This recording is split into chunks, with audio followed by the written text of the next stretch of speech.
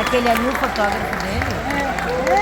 Queridas companheiras, professoras do nosso país, queridos companheiros, professores do nosso país, queridos prefeitos e prefeitas, deputados e deputadas, senadores e senadoras, companheiros governadores e governadoras, ministros e ministras, que mais? Crianças, meninos e meninas. Eu estava prestando atenção na fala dos companheiros que falaram antes de mim e eu fiquei imaginando se todo mundo tem compreensão do significado desse ato. Se a gente vai voltar para casa tendo certeza do que está acontecendo aqui hoje em Brasília, nesse salão. Não é uma manifestação qualquer. É uma manifestação, primeiro, republicana, porque aqui não tem veto ideológico, não tem veto partidário, não tem veto religioso e não tem veto de gênero. Aqui nós convidamos as pessoas que se comprometeram a cuidar melhor da nossa educação. Aqui, da forma mais republicana possível, a gente fez um acordo com 27 governadores de estado, fizemos um acordo com quase todos os quase 6 mil prefeitos deste país, para que a gente fizesse um desafio a nós e nós assumíssemos a responsabilidade de cumprir, que foi até 2030 chegar pelo menos a 80% das nossas crianças alfabetizadas até o segundo ano de escola. Não é difícil, muito menos impossível, se a gente tiver vontade de fazer.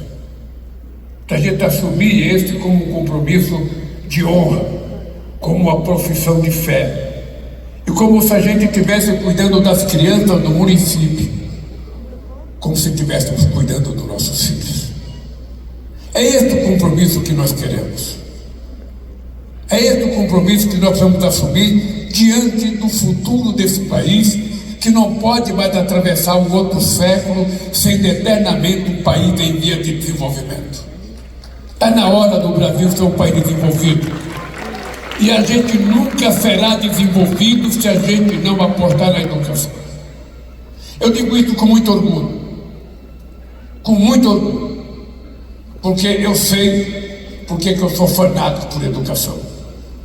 Eu sou fanático por educação exatamente pelo fato de eu não ter tido oportunidade de ter educação. Isso não me fez ser uma criança revoltada ou um presidente magoado. Isso me fez garantir às pessoas que, como eu, não tiverem chance de estudar, de ter acesso a uma boa educação de qualidade. Eu lembro, governadora Raquel, da minha primeira professora em Vicente de Carvalho, na cidade de Santos, chamada Dona Terezinha. Eu vivia numa pendura tão grande, a minha família estava numa miséria tão grande, que quando a minha mãe resolveu sair de Santos e vir para São Paulo, a Dona Terezinha queria me criar. E a minha mãe não me deixou lá em Santos, trouxe para São Paulo.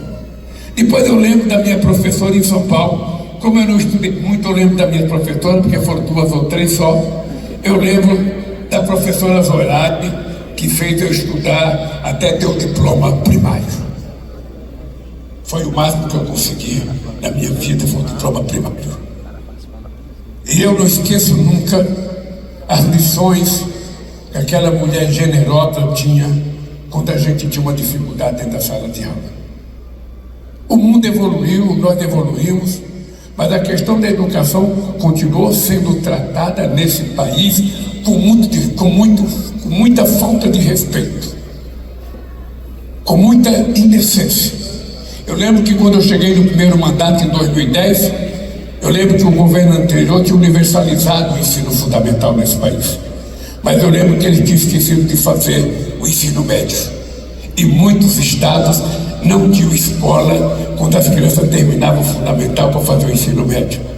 Eu lembro da loucura que a gente correu para construir urgentemente escolas para a gente atender às necessidades dos companheiros e companheirinhas que queriam fazer o ensino médio. Eu lembro quanta falta de profissão no mundo do trabalho para que a gente se transformasse num país competitivo, do ponto de vista da qualidade, do ponto de vista da competitividade mesmo.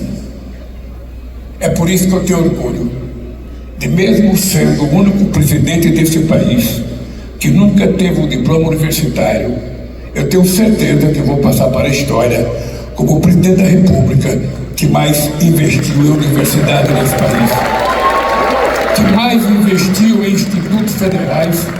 Eu digo sempre para ninguém lembrar, porque os adversários gostam de mentir através da internet.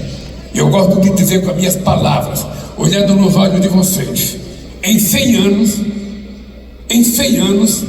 a elite brasileira que governou esse país, desde que João VI chegou aqui, só fez 140 escolas técnicas, institutos federais. Nós, em menos de 15 anos, vamos entregar 782 institutos federais para qualificar o Brasil nas suas disputas no mercado internacional. Da mesma forma que nós tivemos a capacidade de criar um programa como o ProUni, para a gente colocar as pessoas que, como eu, que não tive a oportunidade de estudar, sonhar em chegar numa universidade, sonhar em ter um curso superior, coisa que era proibida até então, porque durante 4 séculos só podia estudar nesse país quem era rico, quem era pobre estava predestinado a cortar cana, a trabalhar de empregada doméstica, a trabalhar em serviços que ninguém queria fazer nesse país. E nós então resolvemos mudar um pouco a história desse país, mudando a educação. Quando o Camilo conta do pé de meia, era uma vergonha um país do tamanho do Brasil ter 500 mil crianças, ou meio milhão de pessoas que desistiam da escola para poder ajudar o pai e a mãe a colocar o feijão na mesa. Muitos governantes achavam isso natural, porque esse país teve governante que achava que o país deveria ser governado apenas para 35% da população. Para 35% da população, a gente não teria problema de orçamento, a gente não teria problema de déficit fiscal, porque ia sobrar dinheiro que governar para menos gente e gente com mais riqueza. Na hora que a gente assume o compromisso de colocar todo mundo na mesa para comer, na hora que a gente assume o compromisso de colocar todo mundo na mesa para tomar café, para jantar, e na hora que a gente resolve colocar que toda criança, independentemente da origem, da cor e da religião e do time que torce, tem o direito de ter uma qualidade de educação plena, como todas as pessoas merecem nesse país. E quando a gente cria um piso educacional, um piso do professor, que não é nada mais do que R$ 4.800, tem gente que acha ruim. Tem gente que acha que é muito dinheiro para um professor ganhar R$ 4.800. Um professor que entra na sala de aula para passar 4 horas tomando conta dos nossos filhos. E não é só para a educação, não. Às vezes tem que tomar conta do tratamento de saúde, da caspa que o moleque tem, do piolho que ele tem, da fome que ele está. É quase que um trabalho nobre demais, apenas por R$ 4.800. E tem gente que acha que é caro. Quando a gente resolveu tomar consciência de que era preciso alfabetizar bem no campo certo, quando a gente agora tomou consciência de que é preciso criar um pé de meia para que as pessoas voltem a ter vontade de ser professor, porque muita gente não está querendo ser professor, e a gente resolveu criar uma bolsa para que os melhores alunos do Enem optem por ser professor, porque a gente não queria apenas os mais fracos, a gente quer os mais fortes. Quando a gente faz tudo isso, é porque a gente sonha e que o único caminho que esse país tem é investir na educação, não tem outro. A gente já foi atrasado desde que foi descoberto, nunca se apostou na educação, e eu falo que é para doer aos ouvidos daqueles que não gostam de mim. Todos os países da América Latina tiveram universidade primeiro que o Brasil. O Brasil foi o último a abolir a escravidão. O Brasil foi o último a conquistar o voto da mulher. O Brasil foi o último a independência e foi o último a ter uma universidade federal. É uma vergonha. A gente só foi ter a nossa universidade em 1920. E não era porque eles estavam pensando na educação para o povo pobre, não. Era porque o rei da Bélgica vinha aqui e ele precisava ganhar um título de doutor honoris causa. Aí juntou um monte de faculdade que a gente tinha para criar a Universidade Brasil. É essa vergonha que justifica o atraso brasileiro. Essa vergonha que mostra porque que a gente durante tanto tempo ficou proporcionalmente atrás do Chile, atrás da Argentina e atrás de tantos outros países. Não é porque esse país não tinha dinheiro, não é porque esse país era pobre, é porque esse país não tinha vergonha na cara daqueles que governavam esse país para cuidar de todos em igualdade de condições. Eu sei que é muito duro falar isso, tem gente que não gosta, tem gente que já está dizendo que eu estou bravo. Não estou bravo, não estou bravo. Eu fui criança de caixa escolar. Eu sei o que é a vontade que eu tinha de ter um caderno, daquele caderno de brochura, aquele caderno que a gente tirava folha por folha e ganhava um caderno, daquele que a gente não podia nem arrancar uma folha. Eu sei o que era a vontade de ter um compasso, de ter uma régua, e não tinha. E a gente precisa cuidar para que as nossas crianças hoje tenham, porque dinheiro tem. Dinheiro tem, é só a gente dizer que vai colocar dinheiro. E vocês viram o que nós estamos fazendo na educação. Vocês viram quanto de dinheiro do Fundeb tem. E a gente quer contribuição dos prefeitos. Nós não vamos fazer sozinhos. A gente quer que cada prefeito assuma a responsabilidade de fazer melhor do que pode fazer.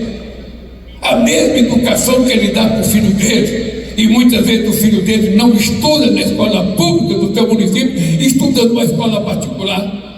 Muitas vezes é assim. Você chega numa cidade e pergunta: prefeito, como é que está a educação? Ah, está maravilhosa, a educação aqui é fantástica. Prefeito, como é que está a saúde? Ah, a saúde aqui é fantástica. Aí você pergunta: teu filho estuda na escola fantástica? Não, o filho dele está numa que não presta particular. Aí você pergunta: você se atende no pronto-socorro daqui que você acha que é espetacular? Não, meu filho eu quero em outro lugar. Então esse país não vai dar certo nunca. Eu digo muitas vezes, Camilo, que esse país só vai dar certo o dia que a classe média voltar para a escola pública. E só vai voltar para a escola pública quando ela melhorar. Já foi assim. Os grandes intelectuais brasileiros estudaram em escola pública. A Marilene Chaui, um Florestan Fernandes, um Paulo Freire, são filhos de escolas públicas. De que tempo? No tempo que quem podia ir na escola era poucos. No tempo que apenas um pouco podia ir na escola. Aí você pode dar qualquer coisa de qualidade quando a pequena maioria pode estudar. Mas quando é todo mundo, é preciso um pouco mais de recursos, é preciso um pouco mais de dinheiro. E é isso que nós estamos fazendo.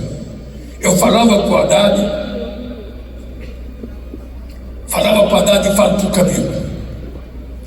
Toda vez que a gente quer fazer alguma coisa a mais, alguém diz: não tem dinheiro. O que é normal. Isso vale no sindicato, associação de bairro, clube de futebol. O papel do tesoureiro é sempre dizer não. E o papel do outro é sempre querer mais. Agora, entre o não do tesoureiro e o sim e a reivindicação do cara, eu posso decidir. E enquanto eu for presidente da República, não vai faltar recurso para a gente recuperar a educação desse país. Não vai, porque é uma condição de vida, é uma aposta que a gente está fazendo no país. O que nós estamos fazendo, gente, é um desafio para vocês, é para que todos nós começamos a criançar. Não tem o verbo esperançar? Então vamos criançar. Vamos criançar prefeito do Brasil, vamos criançar governadores, e vamos governar professores, educadores, e mesmo aqueles que não são professores, educadores, vamos colocar como prioridade as nossas crianças. Vamos perceber e permitir que eles tenham orgulho de nós daqui a 5 anos, daqui a 10 anos. Vamos permitir que eles agradeçam a geração de vocês, porque vocês garantiram que muita gente nunca garantiu o direito dessa criança estudar. E todos vocês sabem que Quando nós chegamos na presidência da República, a merenda escolar era de períssima qualidade, que fazia 10 anos que tinha reajuste para a refeição escolar. E todo mundo sabe que uma criança que está com a barriga vazia, ela não tem tempo de estudar. Eu posso dizer para vocês com conhecimento de causa, quando a lombriga maior está comendo a menor, não há tempo para a cabeça da gente pensar em nada. O professor pode falar quantas vezes ele quiser na sala de aula, ele está mais preocupado com o ronco na barriga. Então, se a gente não garantir para essas crianças o bom direito de comer, uma comida de qualidade, se a gente não tratar essas crianças com amor e com muito respeito, eles não vão aprender, porque quando eles voltar para casa, eles não têm uma mãe de classe média bem formada para educá-lo. Quando ele volta para casa, ele tem acesso à realidade. Ele às vezes não tem o que jantar. Então é preciso a gente cuidar disso. Ou seja, se a gente quiser resolver o problema da educação, a gente não cuida apenas na sala de aula. A gente cuida da casa que é essa criança, ou melhor, da barriga, como disse uma pessoa aqui antes de mim, até essa criança chegar na escola. Porque a vida na periferia, a vida nos sertões desse país é muito complicada. É muito complicada. As pessoas correm de tudo, porque tudo assusta. Então eu queria fazer um desafio a vocês.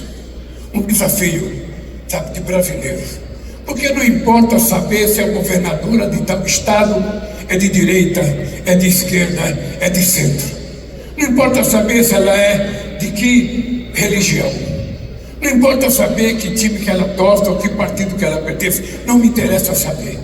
O que eu quero saber é que quem está na escola são crianças brasileiras que precisam da nossa ajuda. E nós temos que ajudar enquanto é tempo. Nós temos que ajudar porque o crime organizado está na esquina esperando o infortúnio dessas crianças. A falta de oportunidade da educação, ela pode terminar muito forte no crime organizado, numa cadeia. É por isso que eu falava com a Haddad e falo para o Camilo, vamos diminuir a construção de escola, porque se a gente achar caro construir uma escola, muito mais caro será construir uma cadeia. Se a gente acha que custa caro uma criança por dia na escola, muito mais caro será manter um preso na cadeia. Então nós temos chance de evitar. Nós temos chance de evitar. Eu e vocês. Eu só pedi para o Camilo um desafio. Eu falei para ele, olha, o Haddad foi o melhor ministro da educação desse país. A tua tarefa agora é colocar o Haddad em segundo lugar e você passar a ser o primeiro. Por isso você vai ter que fazer mais, trabalhar mais e se dedicar mais. Se dedicar com muito carinho. Sabe, o carinho de uma professora que não é apenas professora, ela é professora, é tia, é mãe, ela é tudo que uma criança precisa quando chega na sala de aula. Por isso eu queria terminar a minha fala dizendo para vocês, se tem uma coisa que a gente não pode abdicar, se tem uma coisa que a gente não pode retroceder, se tem uma coisa que a gente não pode jamais ter medo de gritar e de defender, é com a educação desse país. Hoje eu fico pensando nos grandes economistas que disseram, não pode fazer tal coisa porque custa muito dinheiro, não pode fazer escola porque custa dinheiro, não pode fazer universidade porque custa muito caro, não pode alfabetizar todo mundo porque custa muito caro. Eu fico perguntando, quanto custou não fazer as coisas no tempo certo? Quanto custou a esse país não ter investido na educação na década de 50? Quanto custou não alfabetizar as crianças há 30, 40 anos atrás? O barato fica caro e está cada vez mais caro. Por isso eu queria terminar dizendo para vocês, vamos criançar. No verbo criançar, eu criança, tu criança, eles criança, vamos fazer isso. A gente assumir um compromisso de honra, que as crianças serão alfabetizadas daqui para frente muito mais rápido e com mais competência. Um abraço, queridos companheiros, um abraço e pode ficar certo que da parte do governo federal não faltará apoio, não faltará vontade para que a gente resolva esse dilema do futuro desse país. Beijo no coração.